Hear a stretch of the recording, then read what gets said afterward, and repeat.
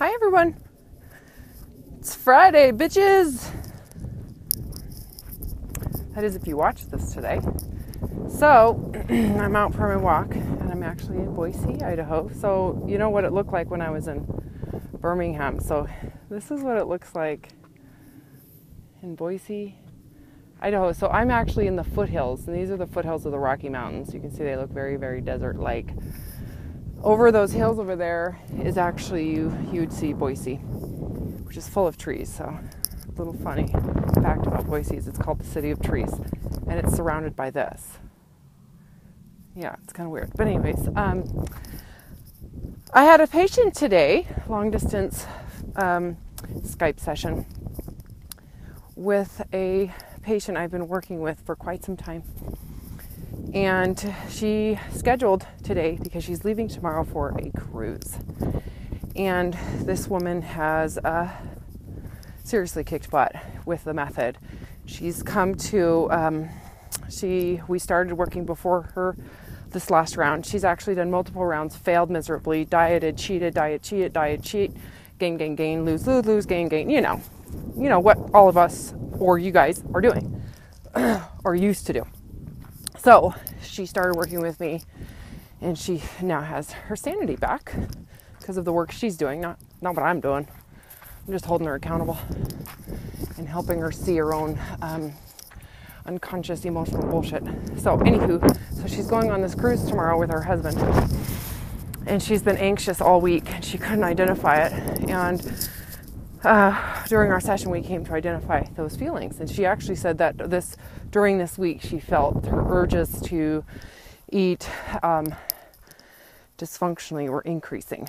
So she found that she'd be eating more handfuls of nuts, which were what in her mind was approved of worthy of cheating with. So you can tell with that justification, there's still some diet issues, which means she's still scared of gaining. Okay, so anyhow, she just noticed this and wanted to help understand it. We talked about this cruise and what her expectations were, and staying with the integrity of what she wanted, which was freedom to enjoy this cruise and to connect with the ocean and connect with nature, and also to connect unconditionally with her husband. The problem that we came to realize is that she, over time, has just chosen to reduce any grains, bread, starches, sugars. And so she hasn't introduced them yet. So she's got a sense of confidence with pretty much anything except for anything that with grains, starches, sugar. And on this cruise, you can imagine that her vulnerability to, let's say, those desserts, the alcohol, the desire to just let things go, that she might be vulnerable to those foods. And so we wanted to talk about why. So first and foremost, it's obvious if you don't practice with those foods, if you don't actually allow yourself the freedom to eat those foods, you're not going to have any bearings about how your body responds. Her last recollection of how her body responds is in relation to her diet disorder, which was shame, bad, you failed, binge, diet. She hasn't done anything at all like that, but she hasn't yet introduced in her mind the trigger, which would be a cookie. So one of the things I could have done is said, okay, well, avoid all those food on your trip. Don't do it, stay away from it, do everything possible. But ultimately, if that's what I had told her, what do you think would have happened if in the midst of her connecting with the ocean or connecting with her husband, her release of all of her strictness with her business and her work and her father who's a jackass and blah, blah, blah. You know as well as I do what would have happened. And it's not necessarily because of the starch so much as it is because of her fear of it, which changes the body's reaction. But also the fact that she has no bearings about how they affect her body. So you know what I told her to do? To go get a cookie today. And I said, you know what? At some point, I would rather you experiment with a cookie. Go to a bakery, get a cookie. Sit down. Don't eat it standing on the counter or sitting or at the counter. Sit down. Get a glass of water or milk or whatever sounds good to you. Sit down at the table and I want you to intentionally experiment with this cookie. The goal is that you actually are hungry, so it is functional, and that the goal is to eat it as slowly as possible so that she could be aware of the point at which her body and her mouth changes despite the narcotic response, right? So even if her mind is going, oh my God, this is so freaking good, the goal is that she has a separation between that pleasure center of the brain and how her body is responding. I did forewarn her, since she hasn't had any starches, she's going to be sensitive. So she needs to be prepared for one bite and done. And to have the view of that's great, because the next time she feels like a cookie, she has that available. If she wants it, and she's to do the same thing, she's only allowed to eat the cookie sitting down at the table with a plate with a conscientious effort to recognize the difference between pleasure and the body's signal of satiation or stop, the stop signal. So she's going to do it. I'm really proud of her. And I told her to give herself grace. So the point is to the whole goal and the intention behind the cookie wasn't for pleasure, to be honest with you, even though I wanted her to allow her to have the experience of pleasure without shame and guilt and detriment and failure and you suck and you better binge. It was really to get an awareness of her body's response. So I'm really excited for that. The other thing that she was feeling nervous about, so obviously if you don't have your bearings about that, you're going to feel nervous. So the option is all or nothing. And we all know how that works out. You better have some emotional balls of steel, which is great, right? If that's the way it is, that's fine. There's actually no problem with that. But if she felt the need or desire to, and she actually really wanted to and felt that it would be realistic for her life to be able to have a cookie, blah, blah, blah, you might want to experiment and get a sense of your body's response to it beforehand.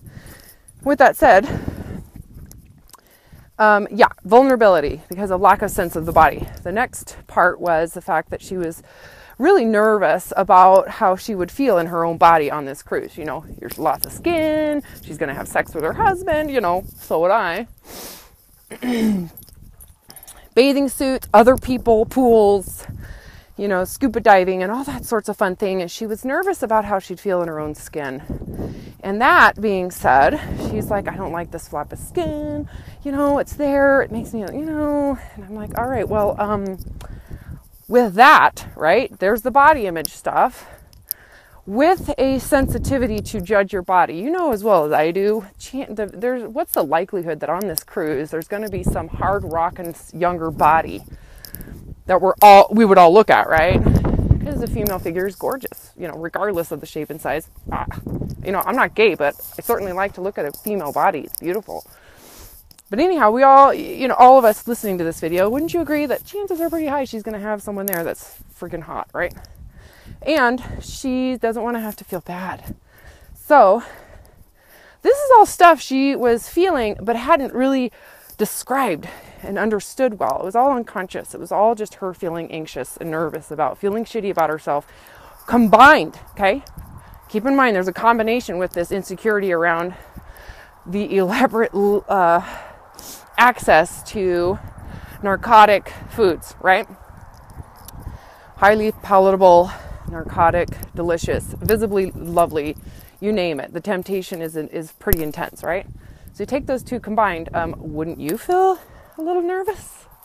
So the goal being to tackle both sides. So the one thing we really came down to is the fact that her father was a jackass asshole who always judged her. And her husband, on the other hand, she treats her husband as if it's her father. So she's all nervous around her husband who loves her unconditionally.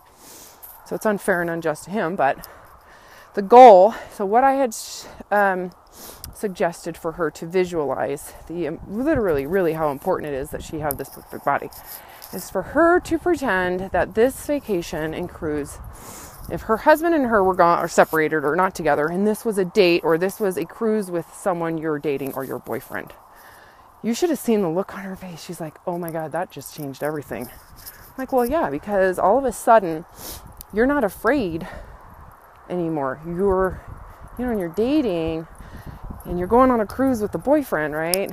What's your goal? Ladies, what's the goal? In that, are you nitpicking yourself to the extreme? Are you micromanaging every little angle of your body? Wouldn't you want to have a little bit of sexual swagger and excitement, or not even, it doesn't even have to be sexual. It can just be the freedom to enjoy yourself in the open. And it's not about the way you look. It's really about the connection with the person you're going to be with, the connection with yourself, connection with the earth. And immediately things changed for her after that. It's like, wow.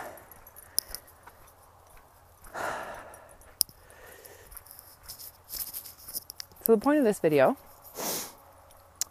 is to discuss, when you're feeling these feelings and you have this anxiety and you're behaving and it's changing your behavior and your feelings, and it's a good idea to think about it, to try to pinpoint it.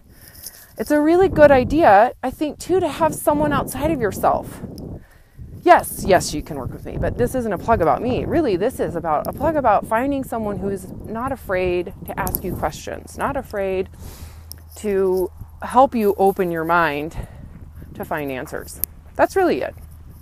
Sometimes when you're on your own, you tell yourself the same story you've always told yourself, and that just enables you to repeat the same mistakes. So finding a therapist, finding a really good friend or a sibling that you trust, finding a network, a group, is very valuable. So I'm hoping to hear from this client when she gets back from her cruise. I'm excited for her. So anyways, have a fabulous weekend. Enjoy your spring. It's almost here, actually, so it's not spring yet. But you know what? Enjoy the end of winter. Stay present. And we'll talk to you soon.